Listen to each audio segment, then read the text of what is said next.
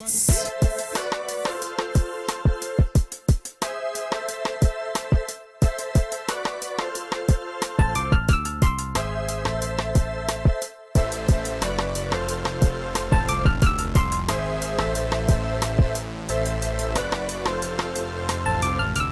y a deux éléments qu'il faut prendre en compte ici. Le premier élément, c'est que nous-mêmes, en tant qu'établissement Henri Poincaré, nous accordons une place importante à tout ce qui est formation.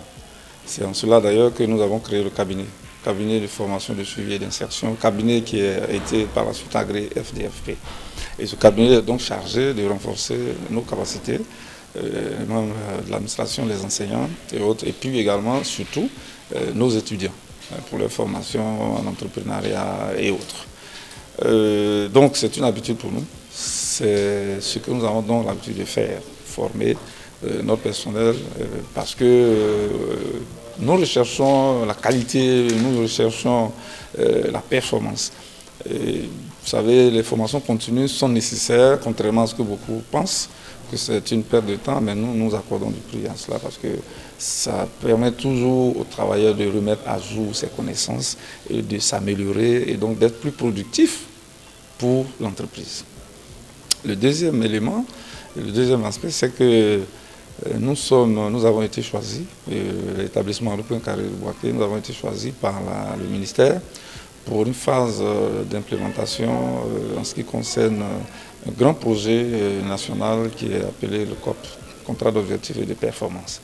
Et dans le cadre de ce contrat d'objectifs et de performance, nous avons donc élaboré une matrice d'action qui a été donc validée. Et c'est dans le cadre donc de l'application de cette matrice d'action que nous avons initié cette série de formations.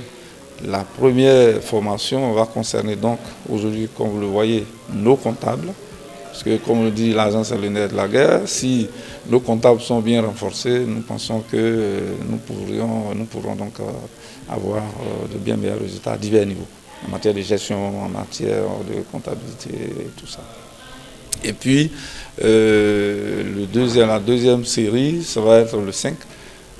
Ça va être nous-mêmes, membres de l'administration. Nous avons donc sollicité un ancien drain, un métier vraiment très pétri de talent. C'est un grand formateur que nous avons sollicité.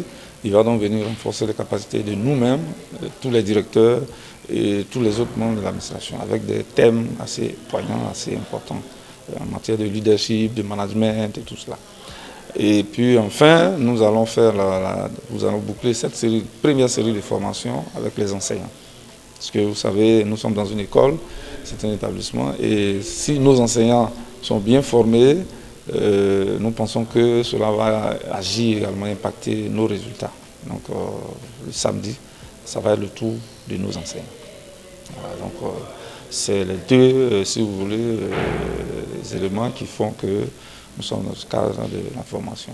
Voilà. Mais surtout, l'objectif principal, c'est de pouvoir donc renforcer les capacités des uns et des autres et permettre une plus grande efficacité au niveau du personnel dans le travail que l'école puisse donc avancer.